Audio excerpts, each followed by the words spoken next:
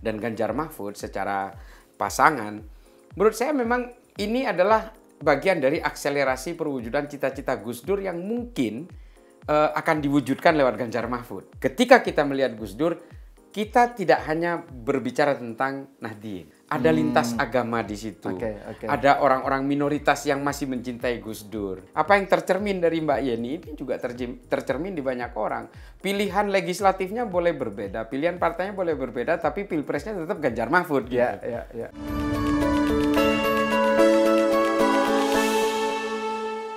Cak Islah, kemarin kan Yeni Wahid resmi menyatakan mendukung GP Mahfud ya, Ganjar Mahfud. Nah, menurut Cak Islah sebenarnya apa signifikansinya? Apa artinya buat GP Mahfud itu sendiri ya? Karena kan Mbak Yeni bilang pertimbangannya kan berdasarkan rasa. Ada dua kan dia pertimbangan rasa, jadi kedekatan emosional yang lebih tinggi dari sekedar kalkulatif reasoning ya, pertimbangan kalkulasi. Untung rugi melampaui itu, dan juga Pak Mahfud ini menurut Mbak Yeni kader NU dan orang NU dan kader Gus Durian. Iya. Gitu. Nah, menurut Cak Islah apa maknanya buat Pak Mahfud buat GP Pak Mahfud itu sendiri? Ya, kalau dukungan Mbak Yeni sih menurut saya dari awal saya memang berharap Mbak Yeni itu bisa ke Ganjar Mahfud sih. Kemarin sempat katanya Mbak Yeni dukung sana, dukung sini gitu. Tapi kalau saya lebih berharap ke Ganjar Mahfud, kenapa? Di situ ada Pak Mahfud. Pak Mahfud ini kan secara ideologis sangat Gus Dur. Mbak Yeni ya bukan hanya ideologis, dia secara genetik juga sangat Gus Dur. Otomatis ada dua pertemuan resiliensi secara ideologis maupun secara genetis gitu ya. Dan juga mungkin secara historik bahwa Pak Mahfud dengan Mbak Yeni ini kan memang sebenarnya ada satu bejana, bisa dibilang satu saudara, beda bapak, beda ibu, tapi dipertemukan oleh ruhnya Gus Dur di situ. Dan saya sangat gembira sekali memang Mas Hal bahwa ternyata Mbak Yeni ke Ganjar Mahfud dan pilihan dia untuk dia terpikat gitu dengan Pak Mahfud itu ya saya kira memang tidak bisa, sebenarnya bukanlah satu hal yang ini adalah keniscayaan memang. Jadi memang tidak bisa dipisahkan. Kalau Mbak Yeni itu mendukung paslon lain, justru saya akan bertanya-tanya ada apa yang berubah di Mbak Yeni. Gitu. Saya dari awal selalu begitu. Jadi ini sebenarnya justru malah sesuai, konsisten ya dengan sikap yang diambil oleh Gus Durian maupun Mbak Yeni ya. Ada resiliensi yang tidak bisa dipungkiri. Nah, terus kalau misalnya kita lihat ya, kan dari aspek Pilpres kan ada dua hal setidaknya yang bisa kita lihat. Pertama soal ideologis dan pemikiran ya. Ada tadi resiliensi itu. Yang kedua soal elektoral. Apa dampaknya secara elektoral.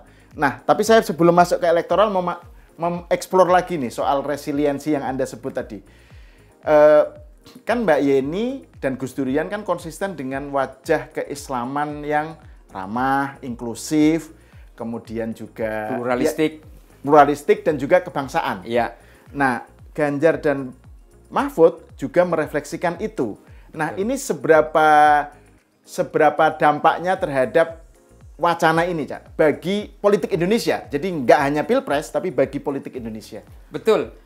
Ya, ini saya tanpa membandingkan dengan paslon yang lain ya, memang sebenarnya apa yang dicita-citakan oleh Gus Dur dan apa yang ada dalam pemikiran Gus Dur, menurut saya justru tertuang di Ganjar Mahfud memang. Ya, kita tidak perlu membedah paslon lain lah. Kita tahu Gus Dur itu seperti apa. Gus Dur itu orangnya sangat inklusif dan sangat berkebangsaan, sangat toleran. Dan betul-betul tipologi orang yang tidak gelisah oleh berbagai perbedaan itu Gus Dur. Dan Gus Dur sendiri itu selalu on the track terhadap selalu on the rule lah gitu ya. Gus Dur itu apapun itu berbasis aturan. Dan ketika aturan itu diselewengkan, bagi Gus Dur itu adalah pelanggaran moral. Nah, ini semua saling melengkapi di Ganjar Mahfud ya. Menurut saya Pak Mahfud sendiri kita udah tahu ya latar belakangnya seperti apa. Dia tidak punya kisah-kisah masa lalu yang layak untuk disembunyikan dan berusaha disembunyikan. Gak ada sama sekali. Nggak takut dibelejetin lah. Nggak takut dibelejetin. Kalau Pak Mahfud ini punya satu kesalahan kecil saja, mungkin pihak orang-orang yang ingin menyerangnya udah banyak. Tapi memang orang yang tidak suka ke Pak Mahfud itu sebenarnya memang bukan tidak menemukan kesalahan. Memang Pak Mahfud itu selama menjabat tidak pernah melakukan kesalahan dalam konteks aturan. Nah, ini yang betul-betul terrefleksikan dari apa yang tipologinya Gus Dur.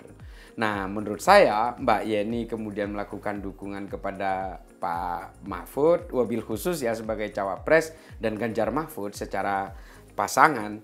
Menurut saya memang ini adalah bagian dari akselerasi perwujudan cita-cita Gus Dur yang mungkin akan diwujudkan lewat Ganjar Mahfud. Cita-cita Gus Dur yang belum sempat terwujud mungkin bisa diimplementasikan di dalam Ganjar Mahfud. Nah, ini yang saya terus terang sangat gembira ketika Mbak Yeni mendukung penuh itu. Kalau saya melihatnya dalam konteks sesederhana itu. Ya, ya. Sesederhana itu, tetapi juga ini isu besar. Iya, karena udah pasti.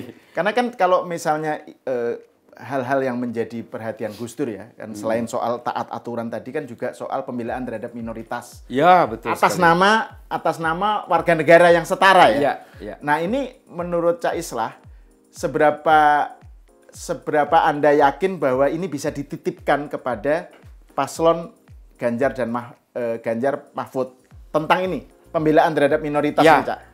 Betul. Saya sendiri begini ya. Saya selama proses Pak Mahfud menjadi cawapres ini agak sedikit punya cita-cita yang harus saya dorong lah lewat Ganjar Mahfud ya. Mengapa saya betul-betul ingin mendorong ini? Karena kemarin-kemarin ini ada cita-cita saya yang tidak terkabul sebenarnya, yaitu soal SKB 3 Menteri pendirian rumah ibadah.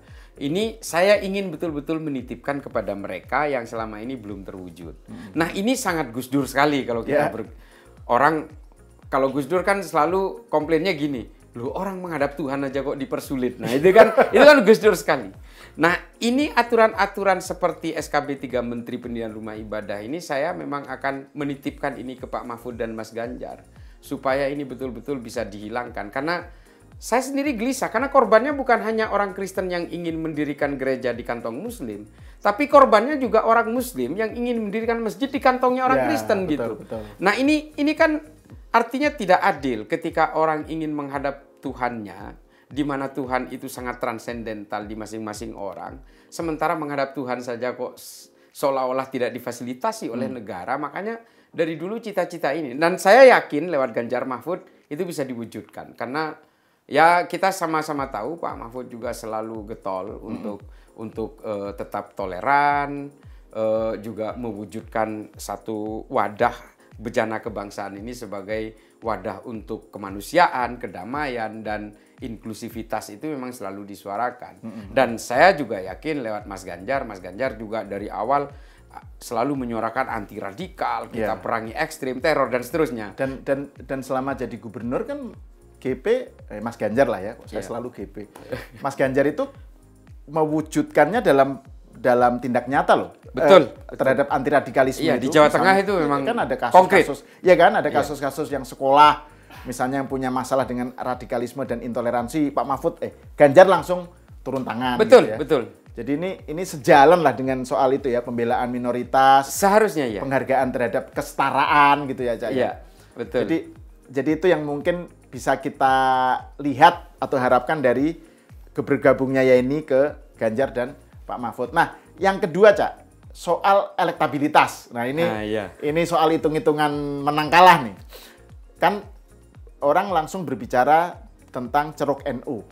Ya, kalau bicara mengenai Gus Durian, ya, orang berbicara mengenai ceruk NU. Nah, bagaimana Anda melihat bergabungnya Mbak Yeni dan Gus Durian ini kepada Ganjar dan Mahfud terhadap bisa meraup Nahdien ke milih Ganjar dan Pak Mahfud? Kalau kita melihat dari perspektif elektoral sebenarnya ya jelas kalau Mbak Yeni Nahdien lah ya. Nahdien sekali, dan tapi begini ya.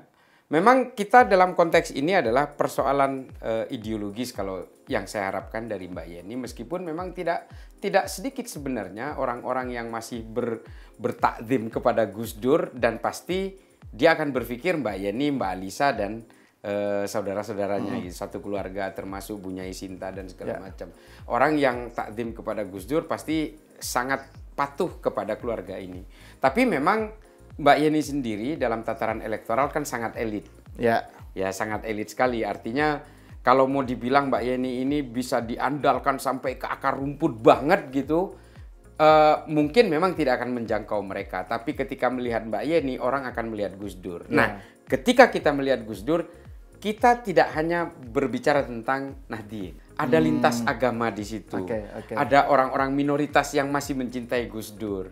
Ada etnis dari Tionghoa, juga pemeluk Hindu, Buddha, semua mengagumi Gus Dur. Dan inilah, jadi memang cross faith. Ini yang kita harapkan sebenarnya. Betul. Tapi kalau dibilang Nahdien total akan ke Pak Ganjar Mahfud lewat Mbak Yeni, mungkin memang tidak. Tapi saya yakin di sini Ganjar Mahfud dapat banyak bonus lah di situ.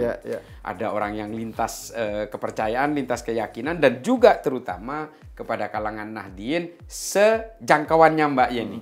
Dan juga kan sebenarnya kalau bicara mengenai Nahdien ya, kan Pak Mahfud sendiri juga sebagai tokoh jelas. Kan mendapatkan apresiasi dan difavoritkan lah oleh orang NU juga kan. Gitu. Ya, ulama-ulama khos banyak yang mendukung itu. Dan Bu Nyai Atikoh, istrinya Mas Ganjar kan juga dari kalangan Nahdien. Dan Ganjar sendiri kan juga ada menurut sejumlah survei kan orang NU itu kan dari untuk partai, untuk pileg, itu mungkin mereka akan milih ke PKB misalnya atau partai lain lah. Tetapi kalau untuk pilpres, itu Ganjar termasuk yang difavoritkan. Betul. Jadi kan beda gitu loh antara pileg dengan pilpres itu kan. Temuan-temuan survei juga mengatakan seperti itu. Orang boleh memilih partainya itu yang non koalisinya Mas Ganjar Mahfud. Tapi di pilpres banyak sekali orang yang melintas batas gitu, meskipun dia partainya pilih PKS misalnya, tapi ada juga yang memilih Ganjar Mahfud karena kesukaan terhadap salah satunya atau keduanya. Ini hasil temuan survei kan banyak yang mengatakan seperti itu. Ya, jadi artinya dengan masuknya Mbak Yeni ke sana, ini akan memperkaya berbagai potensi elektoral, ceruk-ceruk elektoral yang bisa diraih oleh Ganjar Mahfud. Jadi malah nggak spesifik diadreskan kepada Nahdien malah. Betul. Justru Gus Durnya ini kan milik semua gitu ya. Itu dia, itu maksud saya di situ. Ini berarti kayak semacam memperluas potensi keterpilihan ya, dengan memasukkan faktor Gus Dur ini ya, itu menjadi lintas bahkan bukan hanya lintas partai, ini lintas golongan gitu Cak ya. Ya betul, banyak sekali bonus yang didapat dari dukungan Mbak Yeni. Mbak Yeni sendiri kalau yang saya tahu juga urusan partai kan lain lagi. Mbak Yeni itu kemarin deklarasi kan untuk Ganjar Mahfud di pilpresnya. Urusan nanti partainya kan lain lagi. Kita tahu kan suaminya Mbak Yeni kan ada di partai yang lain lagi kan. Artinya dan itu sah-sah saja gitu. Sah-sah saja, dan ini adalah fenomena yang juga dilakukan oleh banyak orang. Betul. Ini apa yang tercermin dari Mbak Yeni ini juga tercermin di banyak orang. Pilihan legislatifnya boleh berbeda, pilihan partainya boleh berbeda, tapi pilpresnya tetap Ganjar Mahfud gitu. Oke, terima kasih Cak Islah. Pemirsa, sampai di sini dulu, kita bertemu lagi di episode selanjutnya.